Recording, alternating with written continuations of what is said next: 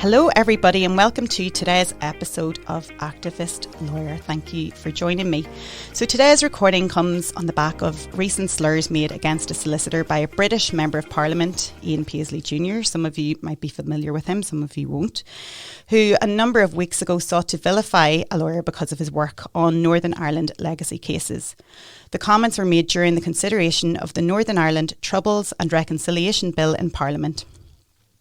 Now, these legislative proposals, which we've spoken about briefly before on this show, seek to deny victims and their families the right to prosecute former British security personnel and others from crimes committed during the conflict here before the Good Friday Agreement in the North.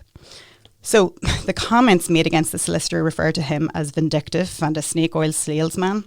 We have focused on such attempts to demean, undermine and even threaten solicitors, barristers and judges working in human rights many times before in this podcast.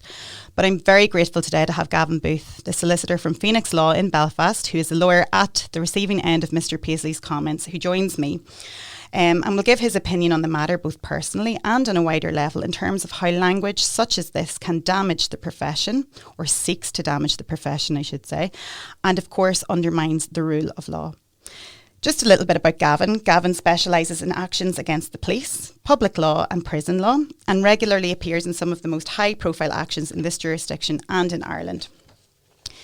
His work includes those cases emanating from the period known as the Troubles, and Gavin has appeared in both the Irish Supreme Court and the UK Supreme Court.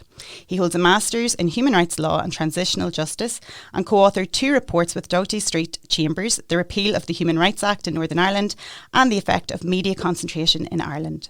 He has also addressed the European Parliament in Brussels in relation to his work. Now, outside of work, we had a wee chat about this as well. Gavin is a director of Newry-based charity Davina's Arc, which specialises in addiction and aftercare. He's also a CrossFit enthusiast and enjoys walking in the Mourne Mountains close to his native home of Warrenpoint in County Down. So, Gavin, welcome to the Activist Lawyer podcast and thank you for joining me today. Thank you very much. Now, you just left your CrossFit training. I have, although I would not say I'm an enthusiast. No, it sounds to me like you're definitely hooked on it. You seem definitely to be a big fan of the CrossFit, and I'd say with the work that you're doing, and particularly now, it's a good way to kind of switch off maybe. Absolutely. No, it's a good release to get away from everything work related. Absolutely. Well, look, thanks so much again for coming in. There was an introduction there. I took listeners through something that has arisen in recent weeks, but we're going to talk about you first. And just in your own words, you might take us through your work at Phoenix Law. We're lucky that we've had some guests on before from Phoenix Law. Some of your colleagues have joined us and enlightened us in terms of their work, their human rights work that they're focusing on. So you're in a different department, though, from those that we've had on. What kind of cases do you cover? And can you share a little bit about your work and maybe how you got into law? Might be a good place to start as well. Brilliant. Okay, thank you very much. So Phoenix Law was established in 2018. It was a number of lawyers, including Dara Mack and Sinead Marmion, that have been on this podcast, who all came together. They had a keen interest in human rights and decided that we could do this job and we could do it better than our competitors. So we set up Phoenix Law, and from there we have grown and kept growing. We now have over 30 staff. Working in various departments that focus primarily on criminal law, human rights law and historic human rights abuse cases such as redress and the Troubles. Mm-hmm. And you yourself then, what particular areas are you focused on? Because you have been involved in quite a lot of high profile cases recently. Yeah, so mostly and primarily I work on prison law, actions against the police. I do a lot of work on historic cases such as cases arising from the Troubles. Okay. And I also specialise in prison law. And I mentioned there you had a master's, but I suppose what started you out on your legal journey in the first place? Why law? So I suppose when we think back to the early 1990s, I grew up in Warrenpoint. Long time ago. Unfortunately, it is a long time ago now. But I grew up in Warrenpoint. I went to the local school. I went to St Mark's and St Coleman. Based here in Newry. St Mark's was in Warrenpoint. At that stage, I had absolutely no ambition for law. I probably would have been embarrassed even to say law, given that I was not a top achiever at school. I don't think any of my teachers predicted that. In fact, one teacher who recently contacted me told me to go to the building site because I was a nuisance in school. And at that stage, there was a lot of building jobs in Dublin and people from this border area would travel there and make a lot of money. Yeah. But she thought that school just wasn't for me. So back in those days, I had absolutely no ambition for law. Around the late 1990s, there was a lot of change here. We had the Good Friday Agreement, the introduction of the Human Rights Act, and I suppose thinking of Dairy Girls and looking back over that time, in your mind, there was a lot of hope and ambition around then for people. Right. Yeah. We started to hope that we would all have a better future, that our rights, no matter who we were, would be protected, and that we were starting a new start. Unfortunately, now, some 20 years later, things have changed. Things have changed from the worse, for the worse. You're right. You look around now and rights are being cut, services are being cut, hospitals, schools, everybody's talking about strikes, legal aid's being cut, and the most marginalised in society are suffering. So I suppose we have probably failed ourselves quite a lot, given that we had a lot of ambition and hope for the future and thought that actually we're going to take a step forward here and move forward positively. Somewhere, I suppose, around that time, I had tried to work on the building sites with my father. I decided that manual labour wasn't for me. So that was one of the driving forces for actually saying, do you know what, I'm maybe going to pay a wee bit more attention in school here and see where it goes. I barely passed my A-levels. I can't say that I was again a high achiever in St Coleman's, but I did realise that there was a renewed emphasis on education when I went there. So it probably provided me with some sort of stepping stone towards university. Sure. There was also a better life at university than on a building site, because you were free to do what you want. You had the autonomy for the first time living in Belfast, and you lived in a place with a lot of young people and a lot of hope and a lot of change, and there was plenty of things, including social life, to enjoy. Throw that in. I really did enjoy the social aspect of school, so much so that I done 3 first years. My first year was in St Mary's. First year? Yeah, so I had 3. Love it. So my first year was in St Mary's, the teaching college in Belfast. Oh, right. So it was part of Queen's University, and the idea then was, I thought maybe teaching was for me. Okay. I think I lasted there 2 months before I dropped out. Unfortunately, it was part of a Catholic school, and there was a big emphasis on Mass. So on Wednesday, when people were enjoying university life, the school would timetable me to go to Mass on Wednesday at 2 p.m. Oh my goodness. So I think after a couple of weeks, I decided, this feels a bit too much like school when my friends are having fun. Yeah. And that isn't the university life I wanted for myself. So I quickly resigned from there, although not telling my parents for about 6 months after that, because I was still getting student loans. Sure. So I dropped out of that.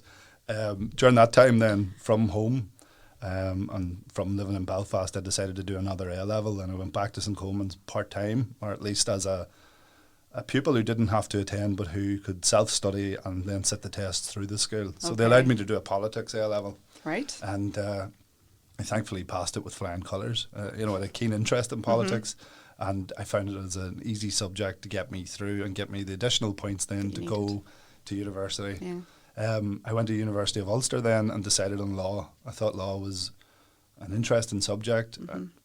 Growing up, I suppose, around this community, Newry and Mourne, quite a lot of things happened here that probably shape you as an individual, and you don't realise when you're growing up. You don't, no. But when you look about, we had, in our early childhood, we had army on the streets, we had a police force that the local people around here were foreign. There was a healthy distrust in the state, but there was also positive voices saying that change will happen and these changes will be good for us. So I suppose with all that going on, law became a very interesting subject to me, as in how we will administer law in a place like this post-conflict. And that kind of stuff did interest me, and I started to read a lot about Irish history and history here, and and of course UK your politics history. The politics A-level also helped, and you were watching things that were happening here, including families then coming out and saying, well, now that there is peace, we now want justice. Yeah. And there was quite a lot of campaigns locally based and human rights based activities going on around this area, and we also, because we're a border area, had the benefit of also seeing what was going on in the south of Ireland. So there was great change there at the same time, and mostly it was an economic change, and things were starting to grow there. But if you travel a couple of miles over the border, you would see a multicultural, multi-faith society that was so different to what we had. To see someone of a different religion, apart from Catholic or Protestant, obviously, outside of Newry and Mourne, was unique. You didn't see people of different colour, you didn't see refugees, you didn't see anybody. So you travel as far as Dundalk, which is a 10, 15-minute drive, or Dublin, and you were in this multicultural European society.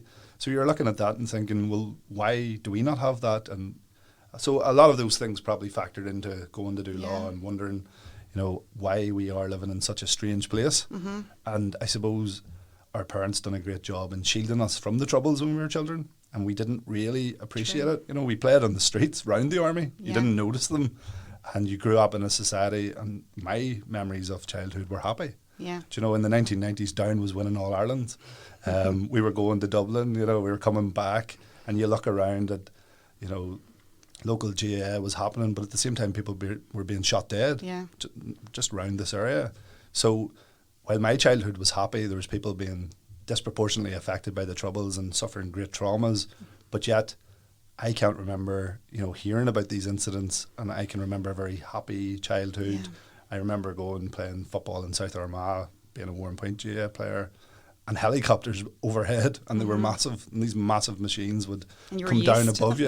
Yeah, and you're used to the hum of an army helicopter at night, and you had no fear or wonder. Although a bomb scare was an interesting thing, sometimes it became a nuisance. It wasn't something to be scared of. If the army were in your local town or in Newry, you're naturally attracted towards the bomb scare or the part that was cordoned off. So as a child, you were probably unaware of the seriousness of it, but also so used to it that you didn't pay a blind bit of attention. Yeah.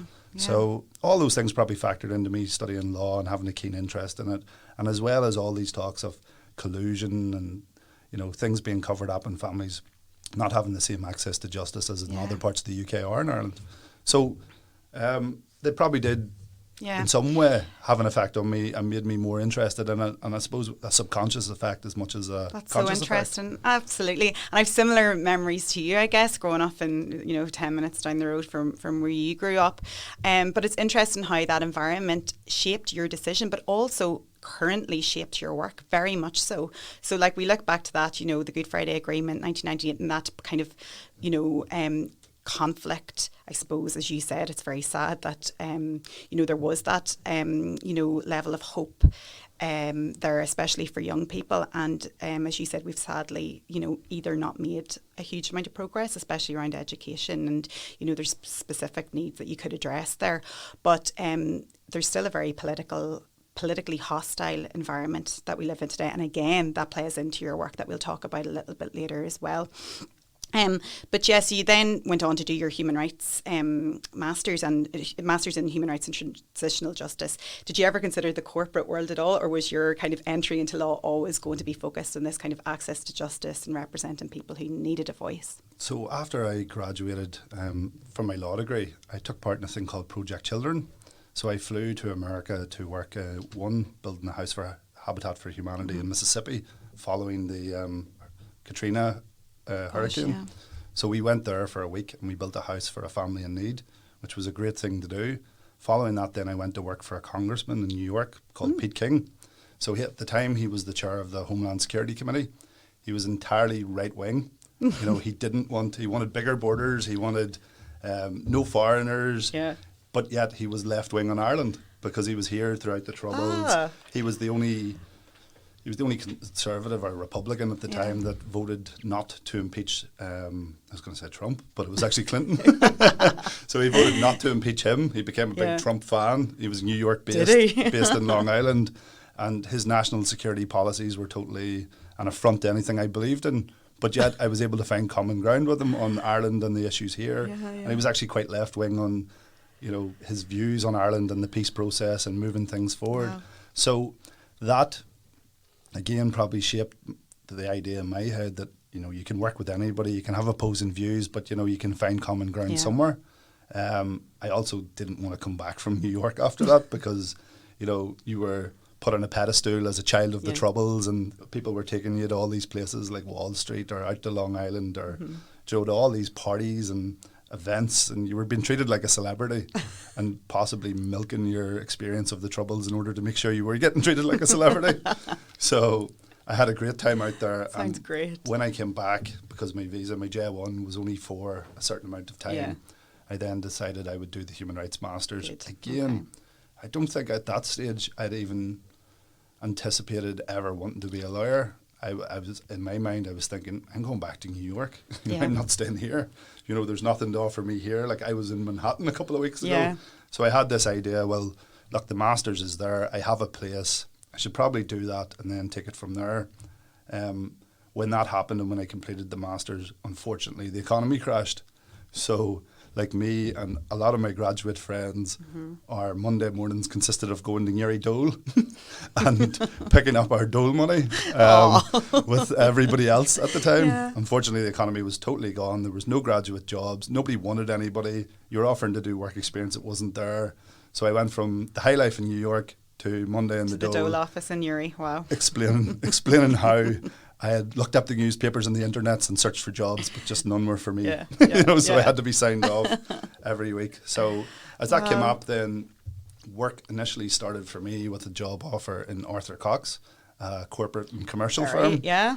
And my job title was to help in repossessions of people's properties. So right up your street. Right up my human rights-based, left-wing, totally what I wanted to do with my life. I wanted to go and then repossess people's houses for the most marginalised people in society.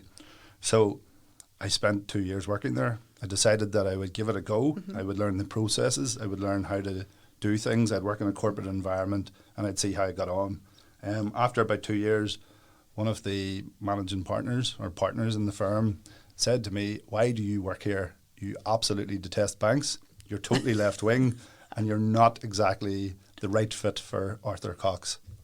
So with that and the renewed emphasis, I decided that, you know what, it's been 2 years, the economy still is bad, people still aren't getting training contracts, nobody wants a paralegal, but it was time to move on. Yeah.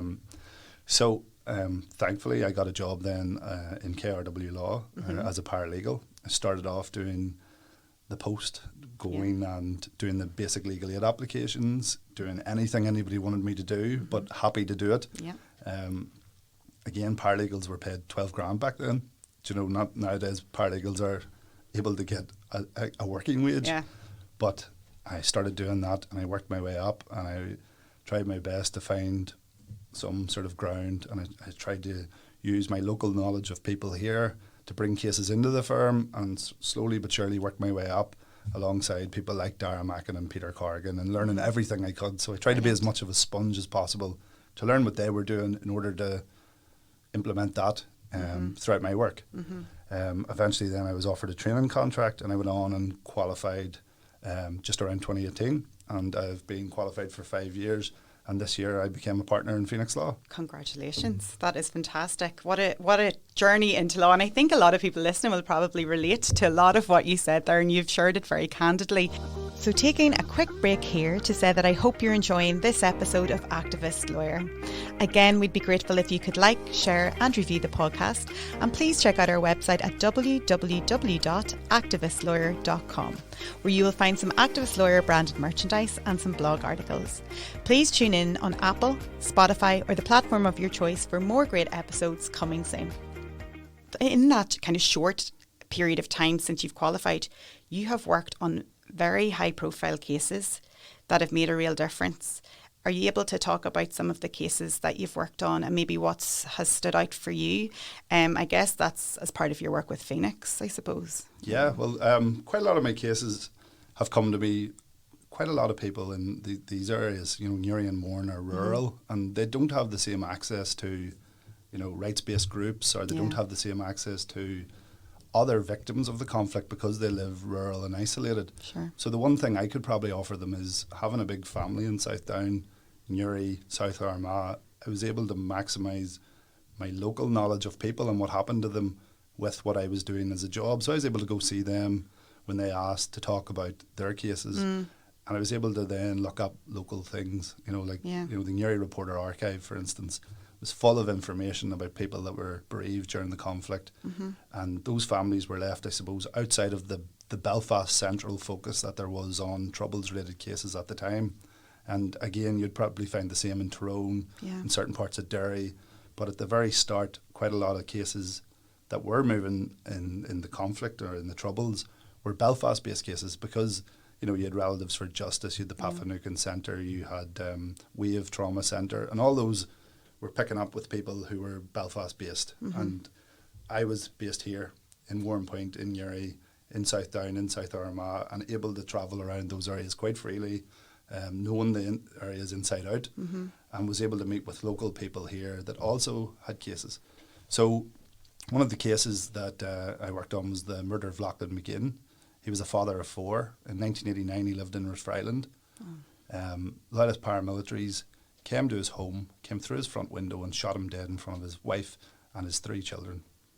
Or 4 children, sorry.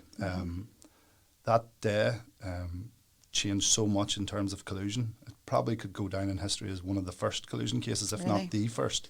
So what came after that was a series of events, including the family saying that Lachlan McGinn was at home with his family and he was innocent. Loyalists didn't like that, so they came out and said Lachlan McGinn was an IRA volunteer and we have proof.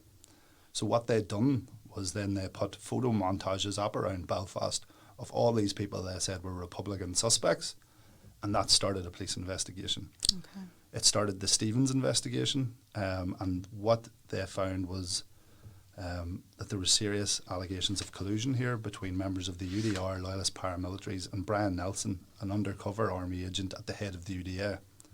So all these events were being investigated, but nobody ever came to see the McGinns to tell them. Right. So the McGinns maintained Lachlan was at home with his family, he was innocent. Loyalists were saying, well, here's the proof, here's a picture of Lachlan McGinn and a number of other Republicans that we say are in the IRA. And people were saying, well, there's something amiss here, collusion is real. So that investigation went on, and in 2012, Sir Desmond De Silva released a report on the same incident as well as on the murder of Pat Finucane. So while a lot of people will associate the De Silva report with Pat Finucane, there's an entire section of the report based on Lachlan McGinn's murder. And what it found was there was an undercover army agent at the head of the UDA. He was going around trying to incite murder on behalf of the UDA while being led from his handlers. He supplied photo montages to Loyalists from the UDR. He helped Loyalist paramilitaries break into UDR bases in South Down to steal photo montages. The RUC were aware of that. The RUC took no steps to stop it. The emphasis that Loyalists put then on these montages, because they were successfully stolen from a British Army base in County Down, was to then try to kill those people on them. Loyalists were then also offered refuge in the UDR bases after the attacks, and this is a British Army base in South Down. And Nelson then encouraged Loyalists to kill people, or that the UDR would not give them more pictures. So Lachlan McGinn was murdered by members of the UDR and Loyalist paramilitaries with the assistance of an undercover army agent. And it stinks. It stinks to the high heavens. Yeah. Earlier this year, the case settled. Okay. Unfortunately, we were unable to disclose the amount, but I can say that the family were happy. All right. But the family still want an inquest. The family have never had an inquest because some of those members of the UDR were prosecuted. But quite frankly, it's not enough. Behind the scenes, there's so many more people responsible. His daughter Grace gave a speech at the doors of the court upon the settlement and said, "We have campaigned for justice for my father now longer than he was alive. They want to know what happened to my daddy." You know, and when you hear the heartbreak of that, you know, Grace has absolutely nothing to do with the past. No. You know, it's never been proven that the father was in the IRA. And it shows that behind the scenes that there was serious collusion going on between Loyalists and members of the UDR. It's like the definition of collusion in that case, isn't it? Yeah, and that case started so much. It started people to believe actually there's something more going on here. Yeah. And it started a number of investigations, and Stevens's reports have never been published. The families still have never seen them. And Mrs. McGinn, Lachlan's wife, says to this day no police officer has ever come to her door to tell her what happened. My goodness. So with that in mind, you think that you know, these families are entitled to something. They're entitled to some answers.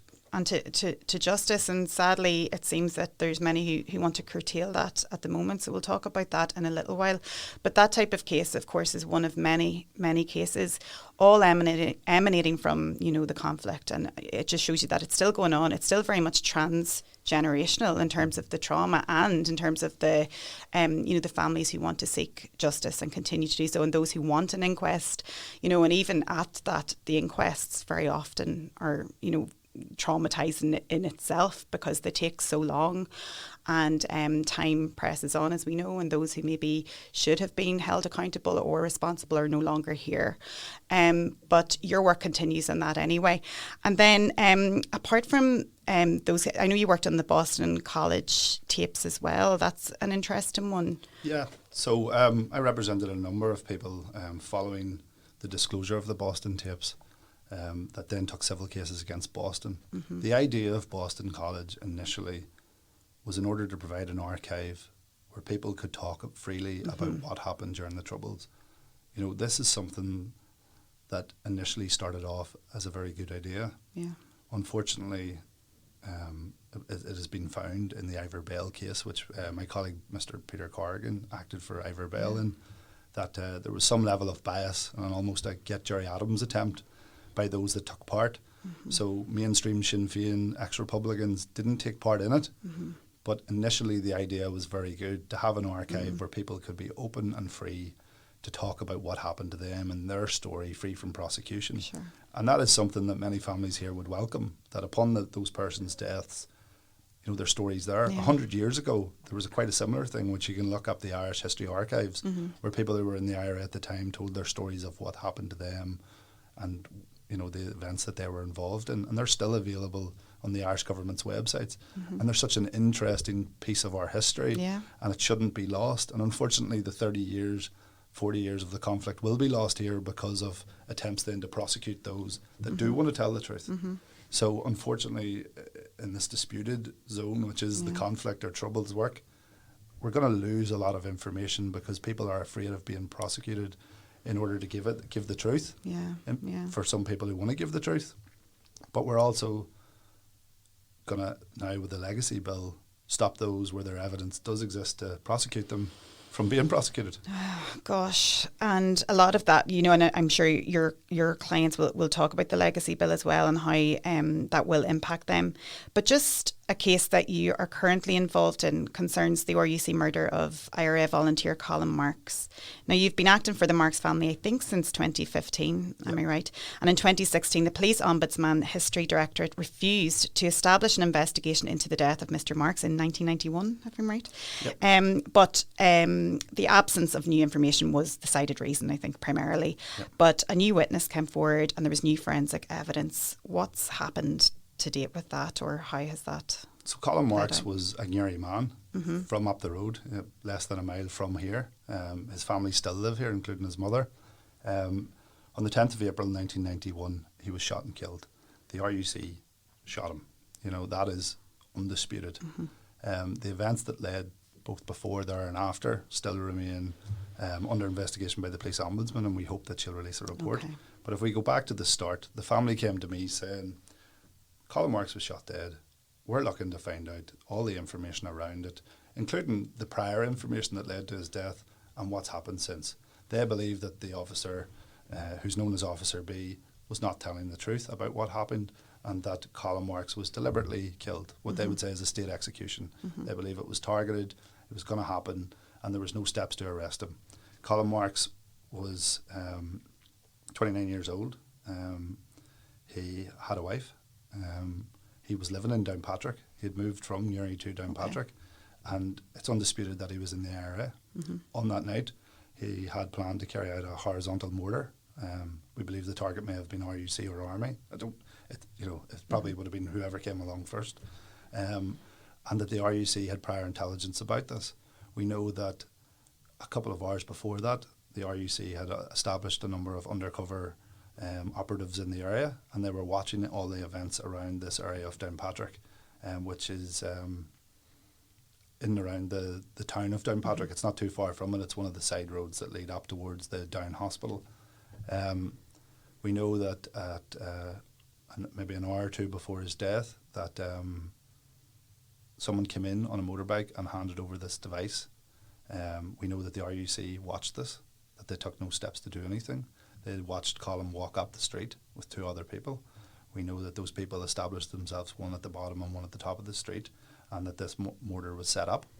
At that stage, the HMSU came in to that house. Colm left, ran over the back fence and took himself across a field. Mm-hmm. In that field, it comes to the point of dispute.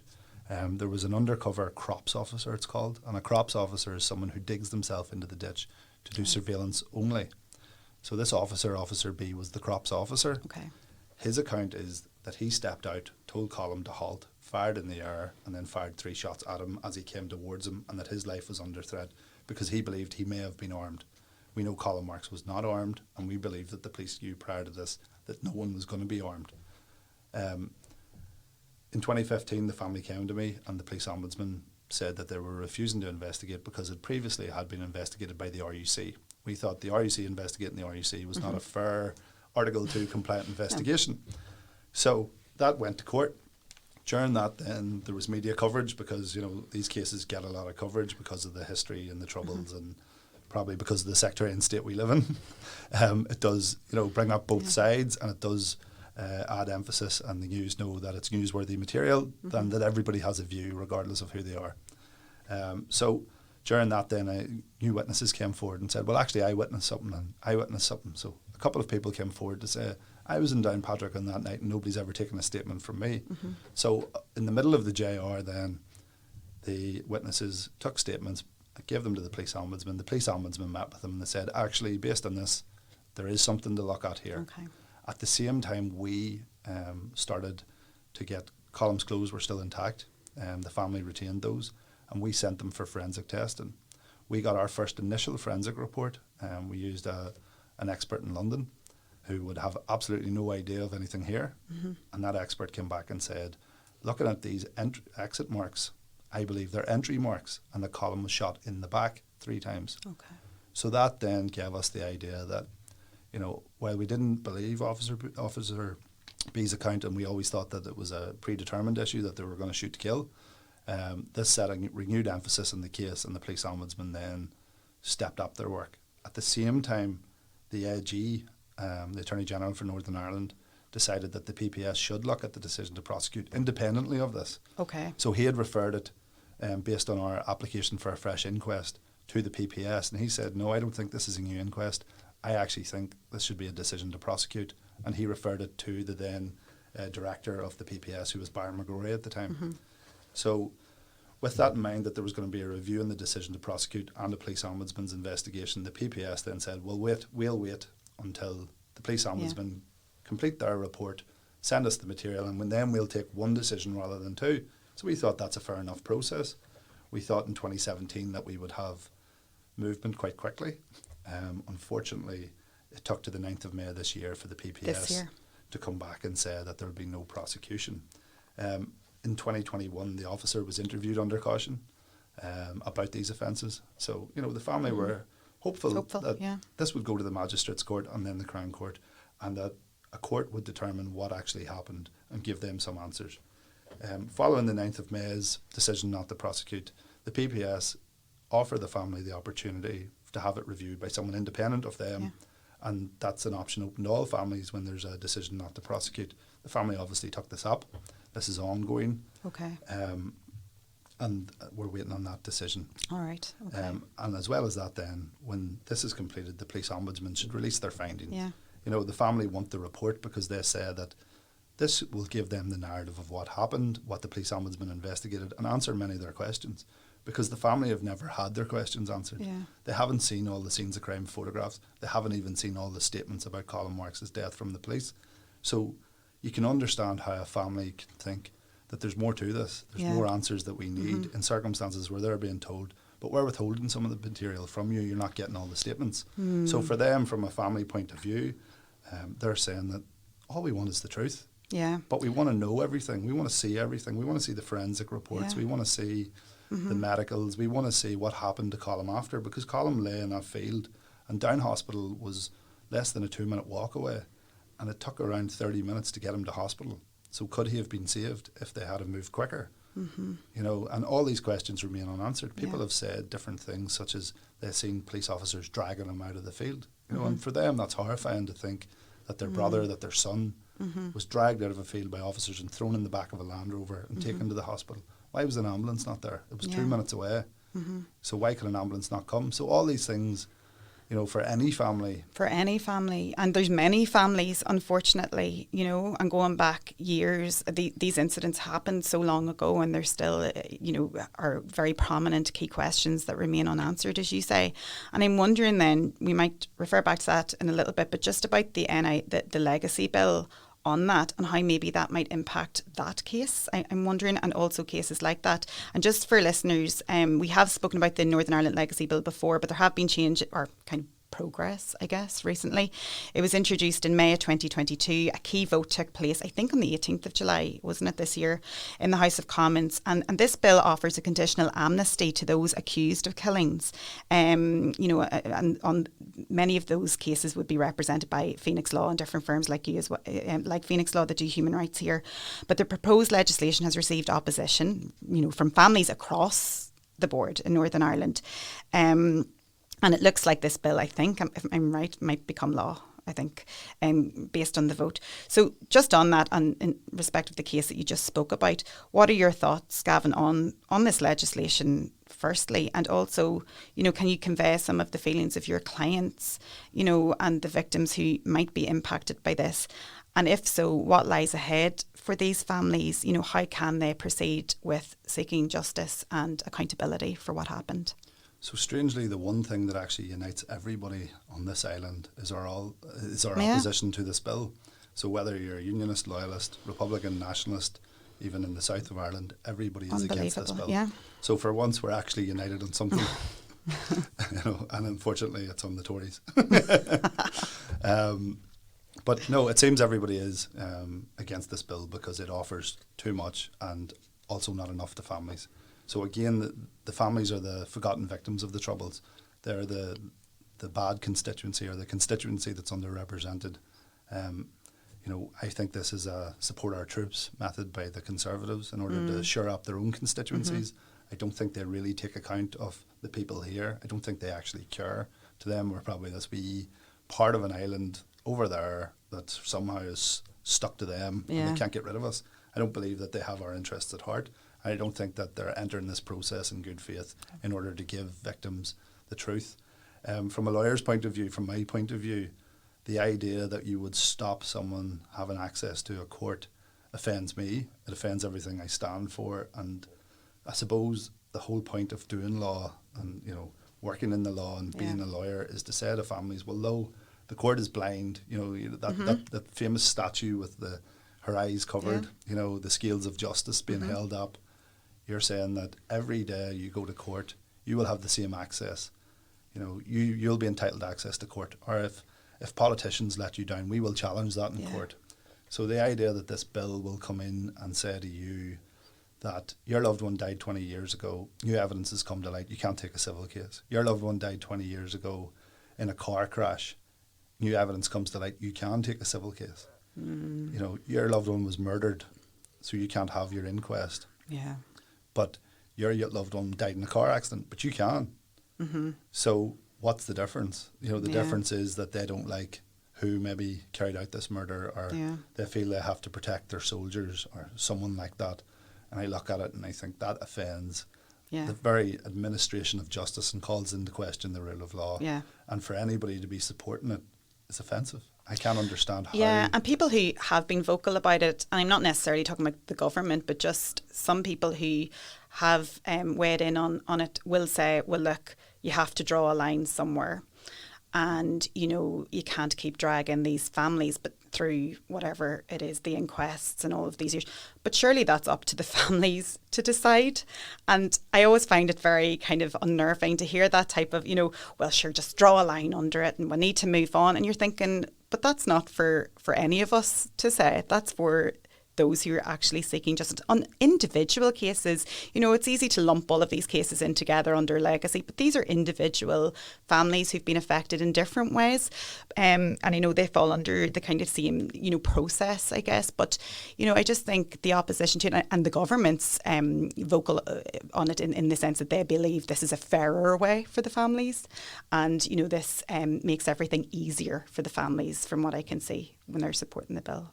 So when I look at it, I think that if we all had have entered these processes back in the 90s or 2000s in good faith and provided the documents to families and provided them with the inquests, then we would be in a different place. And absolutely. But you look at it and you think that, these processes are being put in place now, or these court challenges are coming as a result of inaction by the government and the underfunding of inquests. The inquests had to be challenged. Darragh Mackin challenged them and won the case.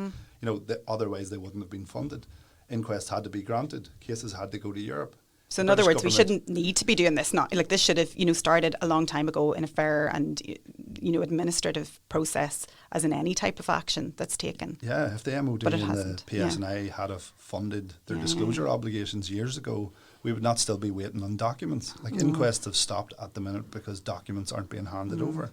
They're saying that they don't have the resources to do it. The police are saying, well, we have one person doing research and doing redactions and we will provide these in due course. But had they properly have resourced them at the time, had the police ombudsman been able to employ enough people to carry out investigations, a lot of these things would be over. So families are left waiting. It's not because they wanted to wait. Do you know, for instance, in 1992, I represent families in Kilcoo. It's about 15 miles from Uri. It's in South Down. People were gathering together for the South Down Darts League competition.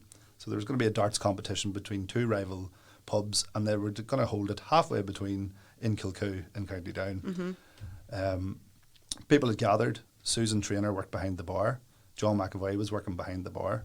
Susan Traynor decided that before they would start the night, the busy part of the night, around 9 o'clock, around 8 p.m, she would drive into Castlewellan, which is 10 miles away or less, and she would buy everybody chips that was working, including the owner, Peter McCarthy. So off Susan went to get her chips. She grabbed Peter's car keys. She drove in. She was stopped at a checkpoint by the UDR and the Army members of the RUC. She drove into Castlewellan and she grabbed the chips. She came back in, past the checkpoint, waved on through, over to the bar, dropped the keys at the counter, the chips down for everybody. Everybody's eating the chips. And she says, before people come in, I'm going to put my makeup on, in case, probably a wee bit of vanity, a wee bit of, doing herself up because, all these people are coming in, they don't know her. And off she went into the bathroom to do that. At 9:08 p.m, two gunmen entered the pub. Peter McCormick was standing at the bar. He was shot dead with a shotgun. 3 other people were seriously injured. Patrick Gribben was 18 years old. He was standing at the bar having pints. His mum had dropped him off and went into Castlewellan to see her sister. The gunman shot him, but then stood over him and shot him 3 times in the back. He was seriously injured. Patrick's life has never been the same since. He suffers severe post-traumatic stress. Every year coming up to the anniversary, his post-traumatic stress gets worse because he starts reliving it. These people are stuck back in 1992. John McAvoy, the barman, narrowly missed being shot. The bullet actually stayed in the mirror in the bar for years as a reminder to everybody what happened here. They replaced it years later with a plaque to the deceased that died that day.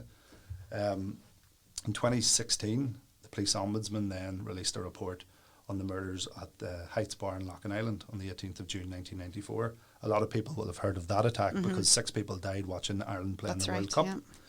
Yeah. In that report, it said that all these cases are linked. It's linked to the murder of Jack Keelty, Patrick Keelty's father, on the 25th of January 1988, and to the attempted murder of a man called John O'Rourke on the 11th of January 1986. The same people were responsible for all this, and in 1989, the RUC knew who they were. So by 1989, they had their names. They had raided an Orange Hall in 1988 in Clough. They uncovered a weapons find, and they also uncovered photo montages of alleged Republicans. Those photo montages showed the owner of the Theraforth along with Lachlan McGinn, who was that was the Kilcoo, the Theraforth, yeah. Yeah, and what happened then was silence. In 1992, the families suspected 2 years later that these cases were linked to Loughin Island, but nobody ever came and investigated. They actually went to the RUC in Newcastle on a number of occasions and said, what's happening? who's being arrested, and we're told to go away. So the families were left from 1992 in the Theraforth until 2016 waiting to know what happened. And they weren't expecting even the Loughlin Island report in 2016 to include them. So when that happened, I started writing to the police every day saying, when are you going to start investigating this? It's quite clear that there's serious allegations of collusion. What's going on? Why is there no investigation? Etc., etc. And I sent those letters probably for a year, every 2 or 3 weeks, on behalf of each one of the victims. Eventually then, we took a judicial review challenge against the PSNI for their failure to investigate serious allegations of collusion. At the same time, the film No Stone Unturned came out. It also, it's available on YouTube if anybody wants to watch it, but it also then highlighted who the suspects were, how they were known to the police, and how for a number of years in that group was an undercover agent who was supplying information, including prior to the attack on Loughlin Island. So we said, with this all in mind, there needs to be an investigation. Unfortunately, with litigation, when you're a lawyer, sometimes other cases overlap and cases are held back and stayed pending the outcome of something else. So our case was stayed for a number of years pending the outcome of Supreme Court cases based on Article 2 of the Convention and how that would be implemented and how that applies here, especially in relation to cases that were prior to the enactment of the Human Rights Act and whether then there can be an investigation. So last year, the court found that there was a breach of Article 2 and 3 and there was a failure to investigate, that the police should now investigate what happened to John McAvoy. And we have waited. The police has contacted us twice now. The first time they contacted us to say that they are going to investigate, which we welcome. And the second time they contacted us to say that they would meet with John McAvoy but not with the rest of the survivors. So of course we're a group. We represent the group and all of them want to meet. And we feel like the police are now buying for time because the legacy bill, even though there's been a breach of Article 2 and 3, will stop this investigation. So those families have waited from 1992 with no contact from police. The police are finally, through the action of the court, going to do something about it, and the legacy bill will come along and say, nope, no investigation. Yeah, These suspects will get away with it, and why should, and how that's frustrating. God, it's infuriating. But that's what I was thinking. What would happen if cases, have come so far, and how the bill will affect, or when if it becomes an act, I guess, in law, how that will affect these cases, because they're 20 years, you know what I mean? And then to reach this level, as you say, and then to be told, no. Yeah, no, this will stop. So That's the families are left again with wanting the truth, finally getting somewhere, feeling like they're going to get somewhere, and then nothing. A number of legacy inquests that we act in, the Fox and McKierney inquest, for instance. Bernie McKierney, her husband was murdered in the Moy in a butcher's. A couple of months later, her parents, Charles and Teresa Fox, were murdered at their home by loyalist paramilitaries. It was the same group. Again, it was Billy Wright's group that everybody talks about. There was a spotlight where one of the suspects confessed to having received RUC material. We know in the link cases that there was VZ-58 weapons used. These weapons were imported with the help of MI5, and we know that a lot of members of the UDR were actively taking part in this. We know that minutes after the murders that the RUC knew the names of those responsible but did nothing to take them to justice. So at the minute, their inquests have started. They've been delayed because the PSNI and MOD won't hand over all the papers. And we have to have them completed before April next year, with them restarting hopefully in December. So a lot of families are rushing and hoping that their inquest can start in December. Before this comes in. Before this stops it in April. And they've been waiting 30 years. April next year. Yeah. Wow. And we know how slow these things are anyway, so that's the added pressure is really unthinkable. Wow.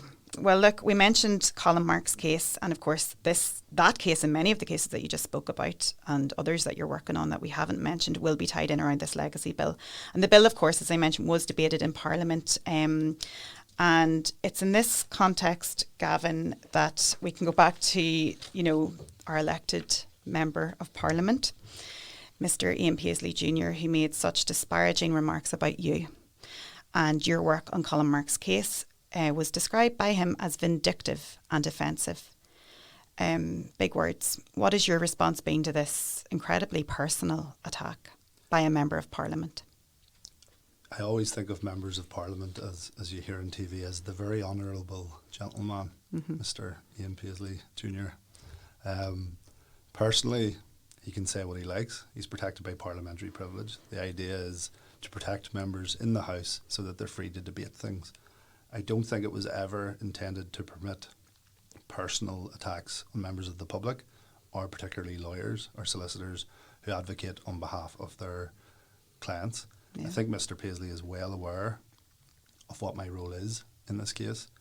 I believe that sometimes people make certain noises in order to attract attention. I don't know whether he expected as much attention out of this. I doubt it. But, you know, I suppose when you're in that, you know, melting pot or that chamber or that place, you know, words can, you know, you can say what you like, and there is no action that I can take personally against him in order to clear my good name or my reputation.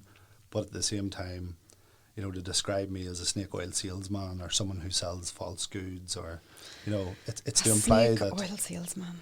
It's part of a long-running attack by members of Parliament and lawyers. Yeah. You know, portray us as dishonest. It feeds into that, yeah. We're fat cats. We make loads of money out of this. You know, we're there for money. We give people false hope. You know, it doesn't matter who you are, you know, and I suppose it's part of a greater attack on, you know, this Trump-type, Boris-type attack on people who are doing normal jobs. It's the same in order to try to get rid of migrants and boats, or, you know, it's all part of taking away rights, because those who actually advocate for rights, if we start criminalising them or ruining their good name, or, you know, it's vindictive. It shouts at, you know, you shouldn't be doing this. And, you know, it hopefully will not turn public opinion in a certain way, but it can lead the public to think, what are they doing? Those rich lawyers again, you know, they're giving us all false hope.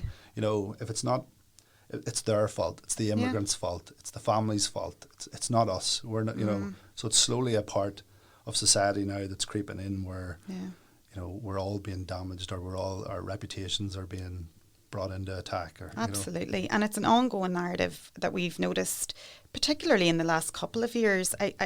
America, I think it's been ongoing for quite some time. There were a few remarks in Ireland, but it seems to be primarily focused with this Tory government, that it's, I'm not just Tory members, might I add, but members of Parliament, and of course the media as well, with these ongoing attacks. But just, I mean, there has been widespread condemnation from many organisations and individuals about this particular incident and this attack against you and your work. And the Law Society of Northern Ireland, of course, released a statement. Again, they've already had to do this, but it condemns such attacks on lawyers, you know, like yourself working on these cases. Support also came, Gavin, from legal academics. I've seen politicians, of course, your peers and colleagues, and, you know, in the legal community, as well as your clients, like Eugene Reevy. I read an article that he was mentioning where, you know, you also represent him, and he was wrongly accused by Ian Paisley Senior, his junior's father, if I can say that right, of carrying out one of the worst atrocities in the conflict. Firstly, I suppose, how have you received, you know, the condemnation of this? You know, do you feel supported by your peers and the legal community? And also, it's a stupid question, but have you received any level of an apology? The answer to that. I don't expect ever to receive an apology for this. I always think an apology is welcome. If Mr. Paisley wants to contact me personally, meet with me, come see what I do, come talk about what he said, I will happily receive him. I'd receive anyone. You know, people can say things in the heat of the moment, so, you know, apologies are always welcome. I don't really particularly care what he says, but if he wants to apologise, that's fine. I actually think on this occasion the media were fully supportive and behind me, which was very welcome. You know, they were quite rightly offended by what was said. It was very welcome that my colleagues that I work with supported me, you know, straight out. Sure. That's always welcome. I have a strong family and friendship group round here. They were all supportive. Some were even jovial about it. I unfortunately had to go to a wedding last week where even the DJ was talking about it. You're kidding. So, you know, I suppose like everything here, you know, we have a good sense of humour, and things can be laughed off as well as taken very seriously. And sometimes dark humour is welcome in this jurisdiction, especially where people have suffered so much. But, you know, the reality is that it is a serious allegation to make against someone. Right, yeah. And at any time, somebody could be attacked. I'm not saying I will be attacked, but we have seen instances where people have been attacked, and we don't need that. We don't need people targeting us for the work that we do. We are a profession. We're a professional body. Yeah. There's regulations in place. If someone believes that I'm a snake oil salesman, make a complaint to the Law Society and let them investigate it. And I think my name will be vindicated as per the work I do. I think so. But, it only takes one person. It does. And I mean, that's pretty clear, and, you can take it in your stride. But I guess what I wanted to speak to you about as well was, the nature of these slurs and attacks, not just on you, but on lawyers, judges as well, have been at the receiving end of it, all levels of the judiciary. It's very concerning, and particularly here in Northern Ireland. We just need to think of Rosemary Nelson, Pat Finucane, who we've already discussed on this podcast, who were subjected to campaigns of absolute vilification and slurs as a result of their work before they were murdered. And we did have Professor Colin Harvey on this podcast before, from Queen's University, who endured horrific abuse online because of his work, and I'm sure you, Gavin, know many, many other people within the profession who have been either targeted directly or indirectly, because of who they represent or their work. Now, the Pat Finucane Centre, in relation to your case, commented that words can be lethal, and though it is not suggested, of course, that this was Mr. Paisley's intention, the Centre comments that it was to abuse parliamentary privilege to denigrate the reputation and professionalism of a very diligent member of the legal profession who is doing his job. So in your opinion, I suppose on a wider level, how damaging and how reckless are, let's call them attacks, because they are, on lawyers and those within the profession? Well, look, I believe it is an attack. It is an attack. It's there to damage me and damage the work I'm doing, and perhaps to portray the work that us lawyers do as something other than what it is, and it's just work. Regardless of what case we take, we work in our clients' interests. We take instructions, we work on those, and we make sure that your rights are protected when we represent you. You fall under our care as such when we start working for you, whether it's in the police station, whether it's in the prison, whether it's in an inquest, whether it's you coming into the office having fallen on the street. It's our job then to represent your interests. It's not our job to talk about the wider society issues. It's not our job to take a view on who you are, what role you might have played in the conflict. It's not our job to say that this is an innocent victim, this isn't. It's our job to represent the interests of our clients, and we will do that without fear or favour at all times. But we are looking at a time now where there seems to be a rollback on rights, and with that rollback on rights, there seems to be attacks on those that are standing up for them. We've seen in England now that there's a bill that's going to take away the right to protest. We've seen the immigration bill, poor people who are dying on boats, coming across to try to get refuge somewhere where they feel safe, being told that they're going to be sent as far away as possible, or that our borders need protected. The reality is there's plenty of room on these islands for everyone, and these people are affected the most in the world right now. They're looking for refuge, they're looking for help. It wasn't so long ago the people on this island were looking for help, and we should remember that. We should be welcoming them. And we see in the south, especially at the minute, an attack on, homeless refugee people, and this idea or this institutional racism that's now being developed. And the reality is they're blaming the wrong people. The cost of living crisis down south mixed with the housing crisis is a fault of government policy. It's not a fault of those who are seeking refuge from war or from any other country that fails to adequately protect them, and we should be welcoming them. We should be making room for them. If circumstances don't allow them to have a house, or for people not to have houses, we should be looking to get rid of the governments that we elect, not the people that are most marginalised or are fleeing from any place that doesn't welcome them. We shouldn't be trying to send them back there either. It's not good. It's not who we are as a people. And I think people need to remember who we are and where we've come from. Again, this week, I was in court in Newton Ards after the court windows were smashed and a death threat was issued against the judge for refusing bail. That's right, Judge Hamill, wasn't it? Judge Hamill. I happened to be there representing a client. There was a heavy police presence. Windows were smashed, graffiti was dubbed on the walls. And I looked around and I thought, how have we got to this? The reality is the man's doing his job. I don't care who he is. He's doing his job to the best of his ability. In circumstances where our clients, many of whom have been refused bail, where that happens, there's ways and means to deal with it. You have, of course, which includes appeals. You go to the High Court and you set out your case. You should have faith that your lawyers will be able to set out your case. You don't need to be issuing people with death threats or making derogatory comments about anyone. And attacks like that is an attack on all of us. It's an attack on society here, and it's an attack on the peace that we've built. Yeah. So it shouldn't be happening in this day and age, and I don't think anybody is in support of these attacks continuing.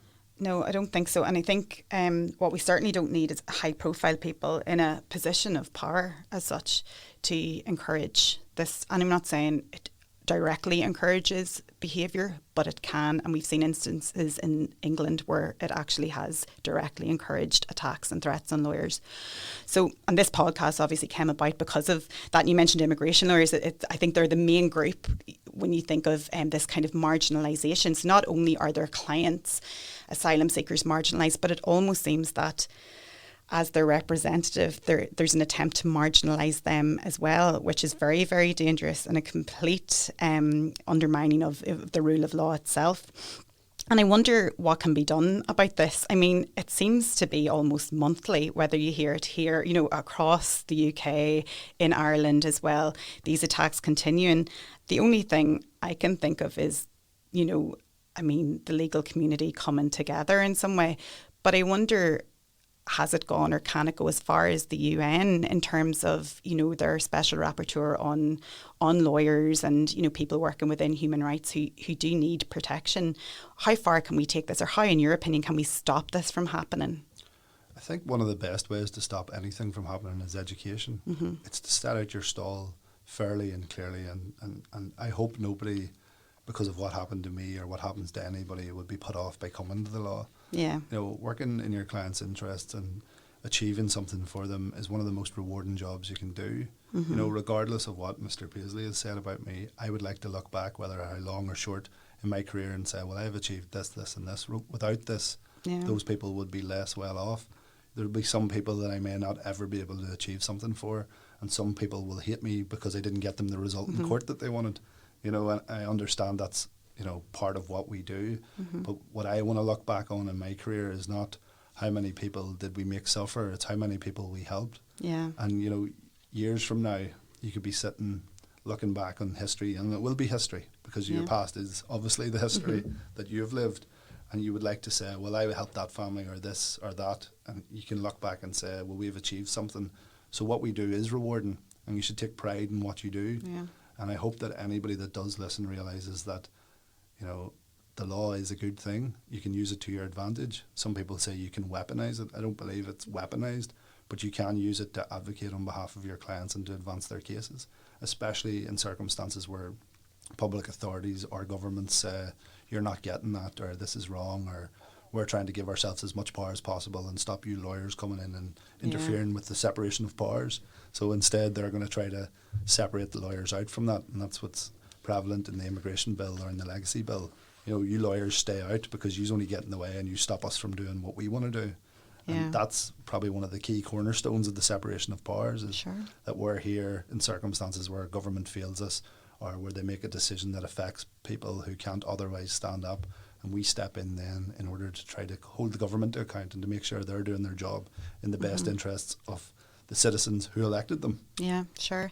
And talking about that, we were talking there maybe what happened to you and other lawyers, and the discussion of this, I would hope that it's never a deterrent, for people who want to consider working in your line of work. And I know that you actually work on the Queen's University in Belfast pathway project in terms of encouraging young people, to get into law and letting them find out more about that. But what would you say to graduates or those who are interested in working in human rights or becoming, activist lawyers? We can refer to the term, especially in your case, that kind of legal activism that you and your firm currently, work on. What would you say to people who do want to follow in your footsteps, and, what's your response been from graduates looking to get into law? Well, so the Pathway Project is a project for those from working class backgrounds who wouldn't otherwise have access to the law, or feel that the law wasn't for them in a career choice. It's a great programme by Queen's. They bring them for a week to Belfast. They stay in the Queen's campuses. They stay on the grounds of Queen's, and they get access to the courts. They get access to speakers. They go and visit a number of law firms. And every year for the last number of years, myself and Maria McCluskey. I think she's been on this Maria, podcast. Yeah. And other people, it changes each year, come and give a talk to them about access to law, and they come and to the law and what we have done, and we give them a background as to who we are, that we aren't the children of judges, we aren't the children of lawyers or anybody of high profile. You know, we come from working class backgrounds like them, and that we have made it in the law, and this is our story. So we give them that insight into the law and say that, you know, this isn't just for the lawyer's children, this isn't just for someone who's got friends in high places, this is for everyone, and we try to encourage those people to come to law. So it's a very rewarding thing. What I would say is, law, I suppose I didn't set out initially to do it. It wasn't my, you know, I probably was intimidated in day one of university when I looked about and people talked about their barrister fathers or their solicitor grandfathers or uncles, or, you know, their great connections in the law. I probably was a bit intimidated because I hadn't done the required reading and wondered how these people knew so much. But I looked around and I probably was a bit intimidated because, you know, my probably own self-esteem or self-confidence wasn't that I could be a lawyer or that I could do this. It was more so that, how have I ended up here, but I'll give it a go. You know, and I never had any airs or graces and thought, well, you know, I have interest in this and this, but, you know, if you had put a probate in front of me, I probably would have fallen asleep or made a lot of mistakes, and there would have been all the red pens through it that the managing partner or the person in charge of you would have put through. So, you know, and I wouldn't have said my grammar or my English or anything was so good that, you know, you can't make it in the law. You know, the reality is, what works for me is I can go into a police station and I can advocate on behalf of a client's rights. I can set out what the case is. I can see the case and I can work effectively in that, the same as in a civil case. You know, a tripper is no different than a high complex civil case if you know the process. Now you may need other medical reports or more, but the pleadings remain the same depending on the court. So these are processes that can be learned, and you don't have to be the expert in every single area of law. And actually, the more I do law, the more I know little. I feel that I know less and less about the law. So my idea to people studying the law is there's the studying of the law, which is passing a certain amount of modules, and in my head it's a memory test, and make sure you know these key cases.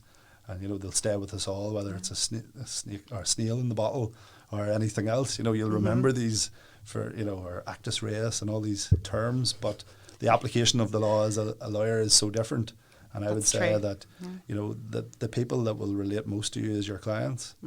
If you can build up good relationships, and I think working in bars and things like that growing up probably gave me more relatable features for clients. People skills that you need, absolutely. Than any legal textbook ever would. So if you can talk to your client, and if they trust you and they believe that you will do the best job for them, I think that's more important than, you know, all the textbooks that you can read in the world. So I think nobody should be put off it by their own feelings of who they think they are, or how they or where they come from, or whether they live in a housing estate or a farm, or whether they live in a mansion, or whether they live under the sea. It doesn't matter. You know, it's you coming doing a job, people having faith in you, you keeping regular contact with them, and even if the outcome isn't what the client wanted, you know, because sometimes you know you don't always win, and you don't always have that magic document that you see in films where you hold up and say, you know, I rest my case. You know, that doesn't happen in the law. The reality is you put your client's best case forward based on what you have. You advise them to the best of your ability. You know, if the circumstances dictate, you get barristers in, you work together as a team. You know, and you put the case forward, but you will not always win. Some people have a real good knack of winning everything, or at least looking that way. But the reality is, you know, you lose as much as you win. But your clients can be assured that if you have their interests at heart, and if you build up a good relationship, you know, they will not blame you for that. They understand what it's like to go into these avenues, and they only go into these avenues because they believe they have a case. Sure. That's so encouraging for people listening, and you can just see you and your colleagues' commitment, and, you know, your passion about your work and your cases is very, very evident. And I'm so thankful to you for coming in here and sharing your personal journey, which is so valuable, but also, you know, your commentary is very, very important in what's happened in recent days. And I guess, Gavin, we here all stand in solidarity with you, and your colleagues, and thank you so much for joining me today. Thank you. Thanks everyone for joining me today. If you like the show, please remember to share and leave a review if you have a moment. And you can also check out our website, www.activistlawyer.com, where you will see some blog articles written by our guests and contributors, as well as some fabulous Activist Lawyer merchandise. This podcast was recorded in Granite Podcast Studio. Interested in starting up your own podcast but don't know how? Granite Podcast Studio can help. Record your podcast in our state-of-the-art studio, which is based in the heart of Newry City. Our studio has cutting-edge and user-friendly technology and can seat up to 4 people. We also provide an editing service for our team, using your guidance and editing notes to provide you with a flawless finished product, leaving your listeners wanting more. For more information on how you can get started, visit www.granitepodcaststudio.com.